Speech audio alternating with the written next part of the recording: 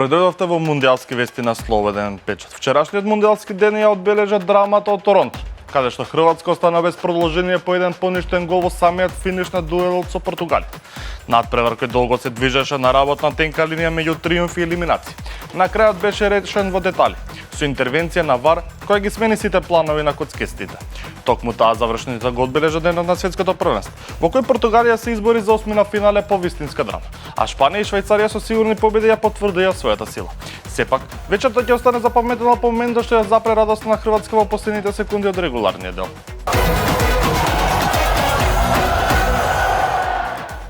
Шпанија без поголеми проблеми обезбеди пласман во осмина финалето на светското првенство, откако во 16 финалето убедливо ја совлада Австрија со 3:0.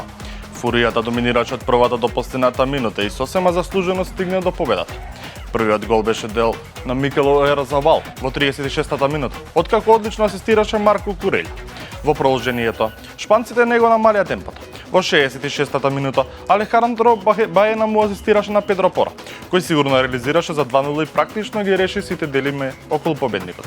Конечните 3:0 повторно ги постави Ојарзабал, уште еднаш по асистенција на Кукурелја, со што ја потврди убедливата победа на шпанската репрезентација. Португалија по голема драма обезбеди пласман во осмина финалета на светското првенство, откако во Торонто ја совлада Хрватска со 2:1.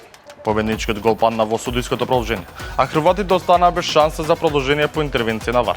Помиреното прво полувреме без голови. Хрватска победа во 53-та минута преку Иван Перишки.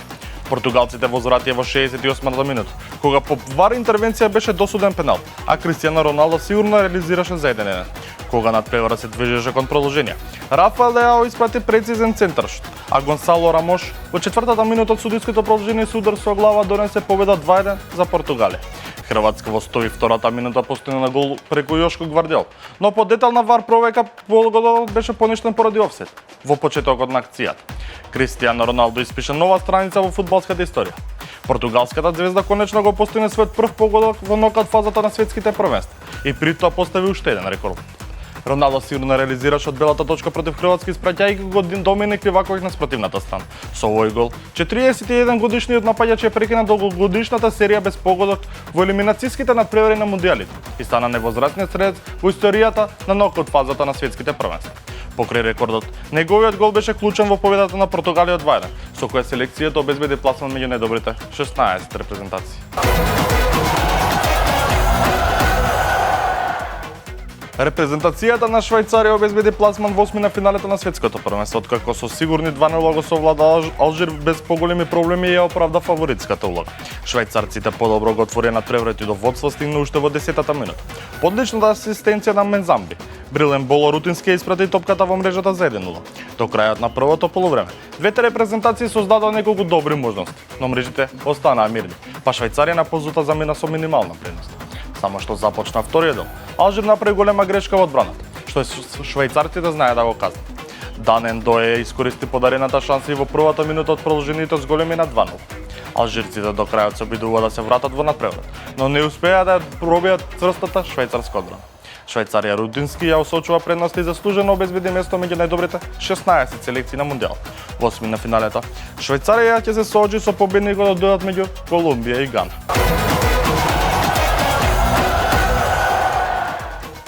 Нема многу репрезентации кои во толку краток временски период доживеале две толку болни разочарувања како Сенегал. Наместо да слава титулата африкански шампион и историски пласман во осмина финалето на светското првенство, лавовите од Теранга останаа со празни раце.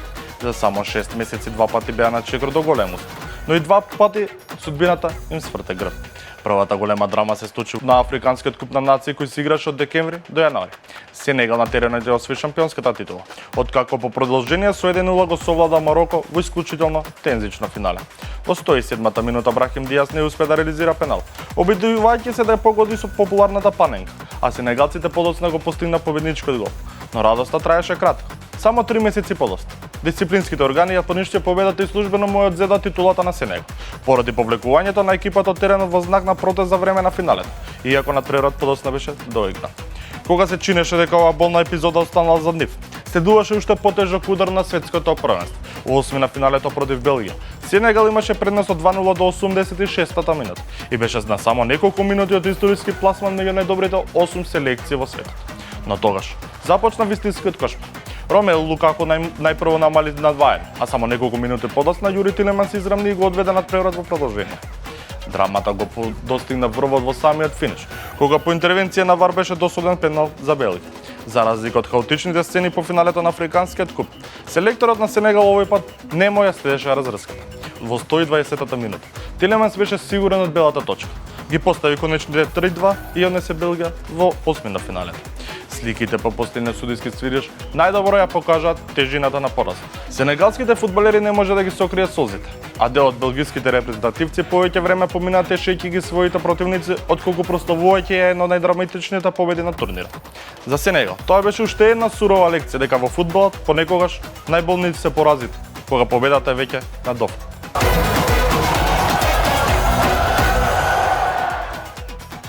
Селекторот на Демократска република Конго, Себастијан де Сабар, по елиминацијата од светското првенство се соочи со голема лична трагедија. Францускиот стратег за време на пресконференцијата по надпреврат со Англија дозна веста дека починал неговиот татко.